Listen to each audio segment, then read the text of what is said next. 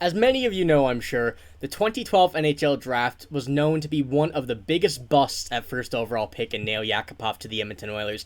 We always think about what if they didn't make that pick, and in today's video, we're going to make that reality. We're going to be redrafting the 2012 NHL Draft. We're only going to be doing the top 10 picks, as if we did the whole first round and the rest of the draft, we'd be here for probably a day. So we're just going to be going over the top 10 in this video, redrafting 1 to 10. Let us know what you think in the comments. If someone else could have moved into this top 10, someone could have slipped out, let us know, we want to hear it.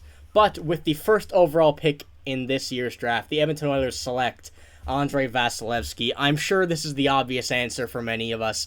You know, Vezina winner, Conn Smythe winner, 2-time Stanley Cup winner, and one of the best goalies currently, and I'm sure by the end of his career will be one of the best goalies of all time. Guys, what do you think about Andrei Vasilevskiy out number 1 to the Edmonton Oilers? Yeah, I think you said it fine. You know, he's probably the best goalie still in the league, and I think he could go down as one of the best of all time.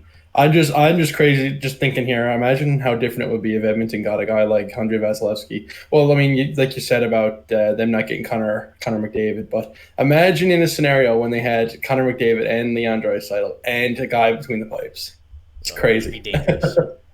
Yeah, I think as well it probably leads to them not drafting Connor McDavid. Now, however, I don't know if he came up. I think he came up the season before McDavid's draft, like I think, the season of the draft.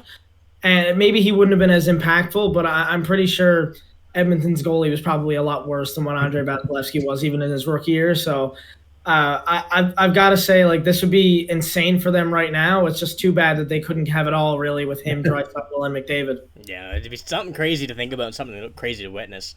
But the second overall pick, the Columbus Blue Jackets select Filip Forsberg. Now, Filip Forsberg originally drafted pick 11 to the Washington Capitals, traded for Martin Erat before he actually played a game. But Filip Forsberg, you know, he's not someone who's been one of those players that have been just garnering awards. You know, he don't got any hearts, don't got any Art Ross, got nothing like that. But he's a very, very solid player. 511 points in 616 games played. And, you know, he's only getting better. He's not getting worse. Still kind of in the midst of his prime. But I do like this pick here, if in this redraft, of Filip Forsberg going second to Columbus. Noah, what do you think about this one? Yeah, well, I think he's got to fit the right model of being a second overall pick. You know, he's a consistent 20-goal scorer. I think he's almost hit 30 goals a couple times. And, you know, it's not terribly hard to do, but I think he is the leader in goals for the Nashville Predators. So, I mean, that's got everything to say right there that I think he goes number 2. Yeah, it's definitely something that Columbus could use right now to add to the top 6 if they had it right now. But, I mean, can we just talk about that trade for a second? Like, I don't know why they were trading away Filip Forsberg for Martin Erat, who was already on the downside of his career, was never great anyway in Nashville, and then they just ended up trading him for Filip Forsberg. What a horrible trade! But like you said, Filip Forsberg is like always been one of those fringe elite players. He's been like almost a 30-goal scorer a couple times. He's got a solid defensive game. I'd love this pick second overall for Columbus. Yeah, I'd be happy to put him in the elite category now. With, like, you know, he's one of those flashy players, but he don't show it off when he don't need to. But he can absolutely do it with on a moment's notice. He can, you know, the way his play style is absolutely deserving of a second overall pick. But number 3 to the third overall pick, the Montreal Canadiens are selecting Morgan Rielly. From the Leafs to the Canadiens, this pick at number 3, gotta say I like it. You know, Morgan Rielly's one of those defensemen. I would say at this point in this draft, probably someone who has the most games played in their NHL career. 719 games played, 414 points. Not bad for a defenseman. You know, this is also not going to be based on, you know, the positional needs of teams. This is based on solely their career, what they need, or like how these players have done in their career and where they would stack up now if this was redrafted. But Morgan Rielly, I do like him here, third overall to Montreal. I'll let you guys talk about this one. You know, that's your team. So, guys, what do you think about Morgan Rielly, number 3 overall to Montreal? Well, I think he's a lot better than Alex Galchenyuk that was originally there. We won't dive too much into that, but, you know, I think Morgan Rielly's again another elite defenseman in the league. You know, he's a key contributor on that Leafs team. You know, he's pretty much the backbone of that Leafs defensive core. So I love him at 3. Yeah, I mean, it's definitely, like you said, better than the original pick there. I don't want to shed too much light on that guy right now, but anyway, Morgan Rielly is probably one of the best position players in this draft. Obviously, we have him going 3 there instead of 5. as one of the guys that didn't move too much in this draft, because there's a lot of movement around that in the redraft because of how notoriously bad the first round of this draft was, and the rest of it. Like Morgan Rielly is one of the only players on the Leafs that I actually like, and I always have liked Morgan Rielly. He's a great player. I thought he should have been named captain when John Tavares came in. But either way, I would love to have him on Montreal. Yeah, it would be a very good pick. You can only think about how it would have played out if it had happened. But like you said, going from 5 to 3, now we're gonna go from a pretty big one here. 4th overall, the New York Islanders are selecting Jacob Slaven, moving up from the 4th round, 120th overall pick to pick number 4. He hasn't had too long of a career, nothing like Morgan Rielly. He still has 584 games, which is quite a lot, and 235 points. But you got to feel, Jacob Slaven, to me, seems like he's in the very midst of his prime right now. He's such a solid defenseman. He's very, very good. I think, even though the Islanders are a defensive team, maybe if they had a player like Jacob Slaven, maybe they could boost their offense a bit more by going for players more offensively orientated. But Noah and Nick, what do you guys think about this pick of Jacob Slaven going 4th overall to the New York Islanders? I think he fits the bill perfectly of a New York Islander, to be completely honest with you. That gritty defensive game. Just a little tidbit of information. He has had 70 penalty minutes in his 8 seasons. Wow. Yeah, it's crazy. I looked that up before we made the video or we were recording, and I was just like, holy crap.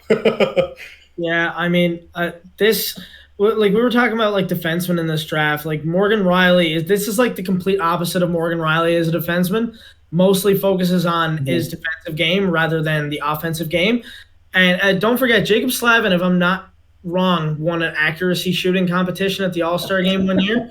So, I mean, obviously he focuses his game on defense, but the guy can shoot the puck too. I would love this pick for the Islanders, therefore. It's a very nice one, yeah.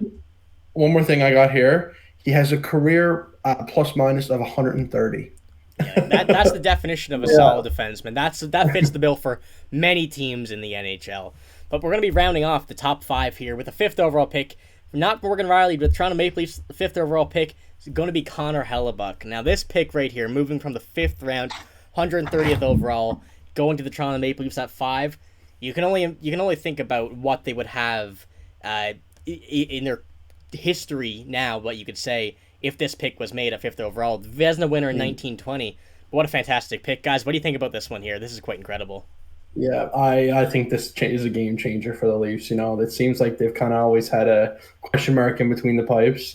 And, they get a guy like Connor Hellebuyck, who's, again, an elite goalie in the league. I think maybe Toronto has a cup by now.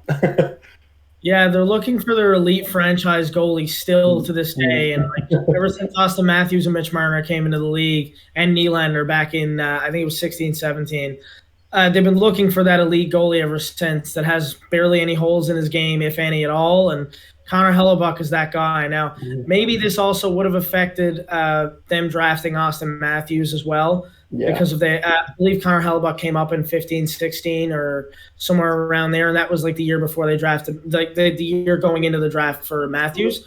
So, I mean, this obviously would be great for them. And I don't know. That's still a possibility right now. That is still a possibility right now. He hasn't moved yet.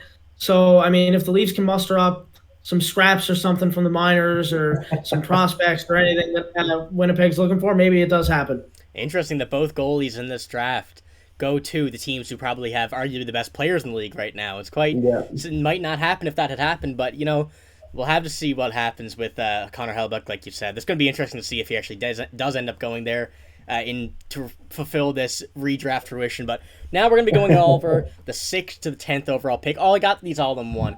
Pick 6 to the Anaheim Ducks is Tomas Hertl. Pick 7 to the Minnesota Wild, Jacob Trouba. Pick 8 to Pittsburgh, Tom Wilson, heading from Washington to Pittsburgh.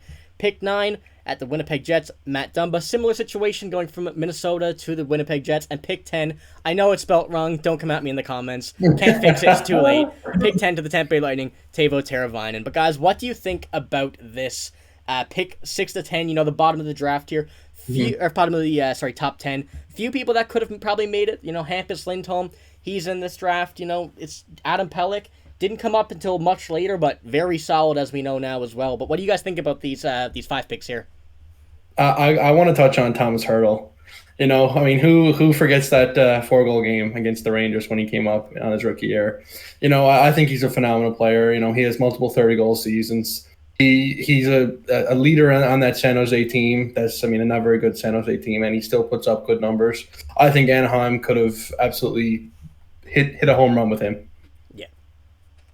Yeah, I personally would have replaced Matt Dumba there for either Lindholm or Pelech, but otherwise, this draft wasn't the most talented in the history of the league. Probably one of the worst drafts of all time, actually. If you look at the numbers from everybody, considering I think Alex Galchenyuk is one of the leading point scorers in that draft. So let's just let that sink in for a second there. But I would have loved to see, like I said, Adam Pelech move up in this draft. I think Adam Pelech is very similar to Jacob Slaven in the way he plays. So the Islanders ended up getting a guy like that anyway. Like we were talking about the Islanders getting Slaven earlier, but to round out the top 10, I would have loved to see Pelech in there for sure. Yeah, it would have been good to have either of those guys, like you said, Lindholm or Pelech in there instead of Dumba. You know, Dumba's had a bit of a longer career. He showed some promise in the early part of his career. Pelech came up late, so realistically, I think you could have swapped up either of those guys. But like you said, the point getter of Alex Galchenyuk being one of the highest in this draft, it was a very defensive draft. I got to say, a lot of defensive defensemen, a lot of defensemen in general, but, you know, this draft is not the best. We've said that throughout this video, and I'm sure by the players you see in the top 10 here, we know that it's not, I wouldn't say the best, but it was a pretty good draft overall, defensive-wise, especially goalie-wise as well. You know, Linus Ullmark was also in this draft, probably could be scraping in there soon to somewhere here in the first round, but like we're gonna have to see what happens, like you said, with some of these guys who may get moved to these teams now with the trades and everything happening. These guys are pretty much all in the primes of their careers now. They're getting up in age, but they're still all very, very good, and they're still very well for these teams that they're on and teams that they may move to.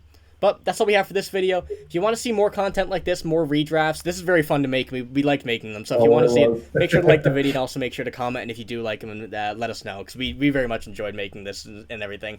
But that's all we got. If you like the video, make sure to like and also make sure to subscribe to the channel if you do want to see more. So we're signing out. Thank you for watching. Hope you liked the video, and see you later.